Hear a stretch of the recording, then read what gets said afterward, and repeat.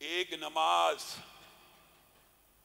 جس کو میں نے اور آپ نے مسجدوں میں ادا نہیں کرنا، معاذ اللہ ثم معاذ اللہ، یہ کیسے کیسے فتنے معاشرے میں آ رہے ہیں، اس والے سے بھی بات کریں گے۔ ایک نماز جو بندہ گھر سے وضو کر کے نکلتا ہے، من خرج من بیتہ متطہرا، جو بندہ گھر سے وضو کر کے نکلتا ہے، اس کی ایک نماز کے اجر کی بات نہیں ہے، اس کے نکلنے کے اجر کے بارے میں رسول اللہ صلی اللہ علیہ وسلم ارشاد فرماتے ہیں فَأَجْرُهُ كَأَجْرِ الْحَاجِّ الْمُحْرِمِ۔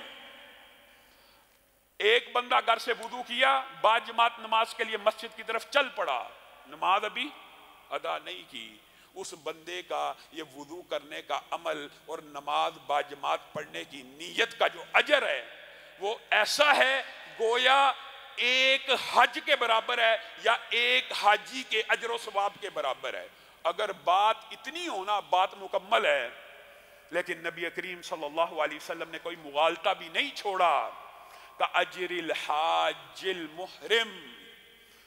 رسول اللہ نے یہ لفظ اسی لیے ادا کیا ہوگا کہ بندہ سوچے کہ ایک حج کا ثواب ہے، ایک حج کا ثواب مل گیا، نہیں، اس حاجی کے حج کا ثواب ملا جو حج کی پلاننگ کئی سال کرتا ہے، جو حج کی تیاری کے لیے پیسہ جوڑتا ہے، جو حج کی تیاری کے لیے ٹکٹ خریدتا ہے، جو بکنگ کرواتا ہے، جو وہاں پہ مکتب کے انتظامات کرتا ہے، جو میقات میں جاتا ہے، احرام کی تلہیاں تنگیاں برداشت کرتا ہے، شیطان کو پتھر مارتا ہے، یہ سارے کا سارا پروسیس کرنے والا جو حاجی ہے اس کے اجر کے برابر ایک باجماعت نماز کے لیے گھر سے نکلنے والا باوضو ہو کر اس کا اجر یہ ہے۔ اور اس نماز کے بارے میں اگر جبر اور پابندی لگا دی جائے کہ یہ مسجدوں میں ادا نہیں کرنی، نماز باجماعت بندہ مومن اور بندہ مسلم کے اوپر مسجد میں فرض ہے، یہ جمعے مسجدوں میں ادا نہیں کرنے، تو ایسی ہر پابندی کو ہم اپنے جوتے کی نوک کے اوپر رکھتے ہیں۔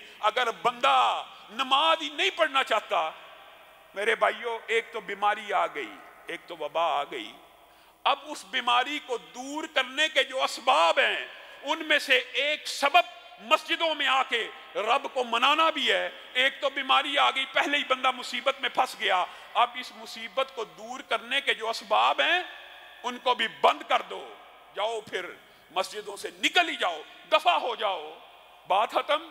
اگر تم نے نماز نہیں پڑھنی تو پھر زندہ رہ کے بھی کیا کرنا ہے؟